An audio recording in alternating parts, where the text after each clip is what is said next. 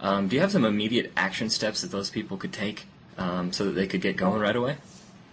Let's tell the downside. Everybody's wanting to know what the hitch is, right? Yeah, Where the shoe drops. Okay. The downside is this is not going to pay your mortgage next week. It's not even going to pay your mortgage next month. What we usually suggest to people, especially if you've got a group already pre-existing, and some people do. There's a lot of groups out there that are actually looking for somebody to do this for them. Church groups that want somebody to help them get down to take them to Israel or take them to Rome and that kind of thing. So there are pre-existing groups. But if you don't have a group, let's say you're starting from absolute scratch, I'm going to recommend to you that you plan your first paid vacation, your first paid trip, about 6 to 9 months down the road.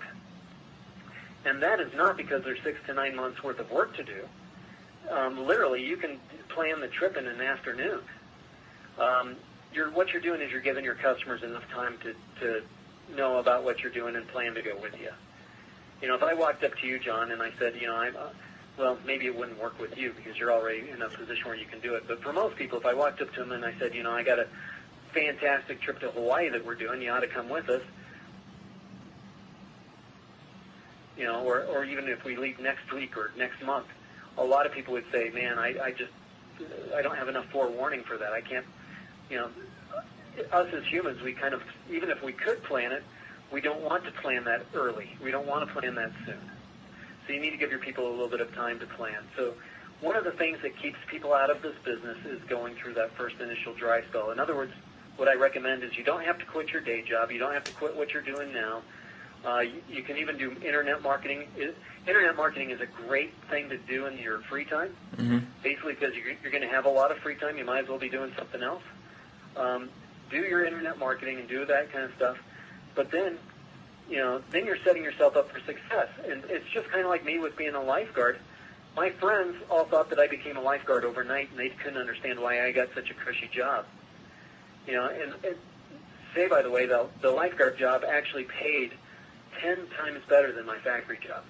Not 1 time better, not 2 times better, but 10 times better than my factory job because I got paid for private lessons and all kinds of things. Oh, yeah. And the same thing is true here. People would not believe the type of money that can be made doing this. And it's a mind box for people. They just can't, they think that their life has to be miserable and they have to work cheap. And I don't know why people get in such a mindset. I guess it's easy enough to do if you let your environment control your environment. If you let the world kind of control what happens to you, then that's what you end up with. But if you go out there and you kind of control your own environment, then you can kind of play by your own rules.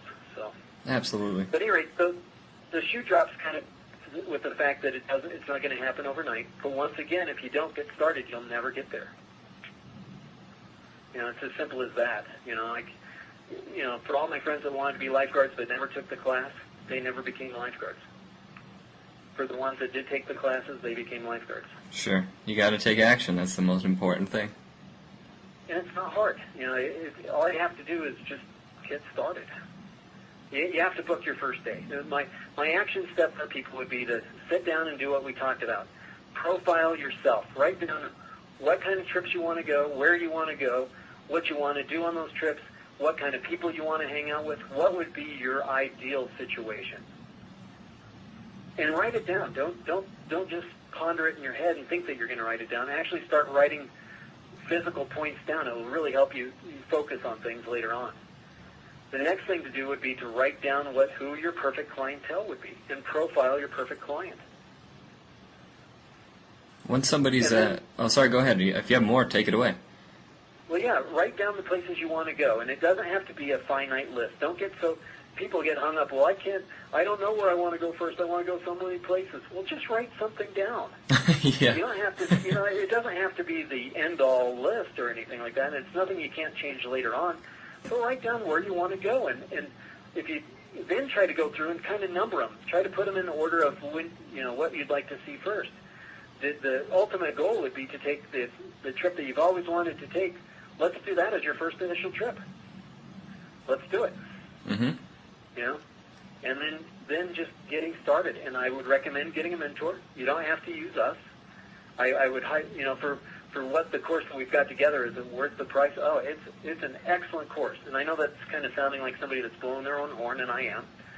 But the fact of the matter is you don't have to use us. You can go out there and try to do this on your own, or you can do it with somebody else. You know, it's just a matter of what you want to do.